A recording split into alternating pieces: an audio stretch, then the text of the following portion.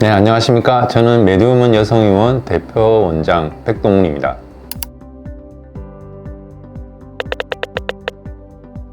요실금도 이제 종류가 많습니다. 절박성 요실금이라든지 이런 증상이 있는 분들은 본인의 행동 습관, 식습관만 바꿔도 어느 정도 조절이 되는 경우가 많습니다. 하지만 이런 증상들이 상당 기간 오래돼 있는 경우에는 이미 몸이 저절로 그렇게 반응하게 되기 때문에, 예를 들어서 커피를 끊는다든지 다른 외부 요소를 끊는다고 하더라도 바로 안 돌아가는 경우가 많습니다. 그런 경우에는 상담을 충분히 해서 본인이 이게 화장실을 가는 습관이라든지 그런 패턴을 저희들이 문진을 해서 방광훈련이라는 어떤 프로그램을 짜서 본인한테 소변 보는 습관을 바꿔주라고 합니다. 그런 경우만 해도 상당히 좋아지는 경우가 많고, 소변이 새는 경우 이런 것도 앞에서 이야기했듯이 근력 문제이기 때문에 운동을 꾸준하게만 하셔도 일부에서는 많이 좋아지게 됩니다. 그래서 이제 환자분들이 저한테 물어보는 경우가 어떤 운동을 해야 되나요? 물어보는 경우가 굉장히 많은데,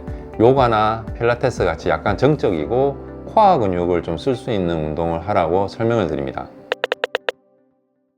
이게 제대로 힘만 들어가면 저는 환자분들한테 한 달만 꾸준하게 한번 해보세요 라고 하는데, 근데 대부분은 이게 꾸준한 운동이 안 돼서 중간에 많은 경우가 많아서 사실 실패하고 수술이라든지 이런 치료 방법을 찾으러 오시는 분들이 많습니다. 뭐든지 꾸준하게 한 달 정도만 하시면 분명히 이전과 다른 효과를 볼 수 있습니다.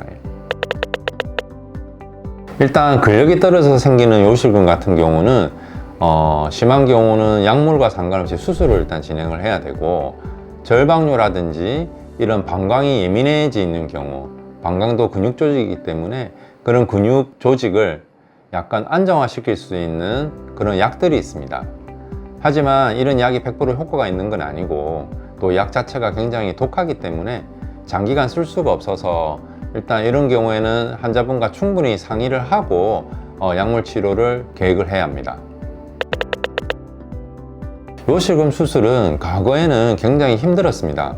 이제 복부를 통해서 약간 테이프라든지 실을 이용해서 요도주의 간략근을 걸어주는 시술을 해야 되기 때문에 수술 시간도 굉장히 길고, 또 잘못하면 방광이 손상이 가는 경우가 많아서 지금은 간단한 요실금 테이프 같은 게 개발이 돼서 그런 부작용 없이 또 치료 효과를 굉장히 높이는 방법들이 있습니다. 지금은 수술 자체가 굉장히 간단해졌지만 그 수술 방법에 따라서 통증의 어느 정도는 조금씩 차이가 난다고 봅니다. 저도 다양한 수술 방법을 시도를 해봤지만 보통 이전에 제가 했던 방법 중에는 이제 허벅지 쪽으로 해서 테이프를 넣어서 질환 쪽으로 요도 주위로 걸어주는 수술이 있는데, 아무래도 허벅지 쪽으로 기구가 들어가야 되다 보니 수술 후에 허벅지 통증이라든지 또 골반통이라든지 이런 것들이 사람마다 조금씩 차이는 있지만 좀 불편한 경우가 상당히 많았습니다. 근데 지금은 제가 쓰고 있는 요실금 테이프 같은 경우는 허벅지 쪽에 상처가 없이 질환 쪽으로만 테이프를 고정시키는 방법이기 때문에 그런 골반통이나 허벅지 통증이나 이런 것들이 거의 없다고 보시면 됩니다. 자, 요것은 저희들이 요실금 테이프를 골반 내에 고정시키기 위한 장치입니다.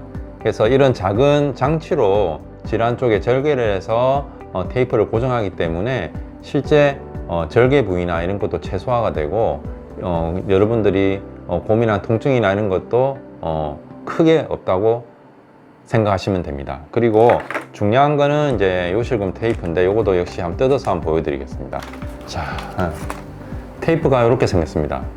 매우 작죠, 그죠? 매우 작아서 여러분들이 생각하는 만큼 그런 무서운 무슨 기구가 들어간다거나 장치가 설치되는 건 아니기 때문에 요 자체 테이프가 이렇게 해서 요도 주위로 고정을 시켜서 소변 새는 거를 이제 막아줍니다.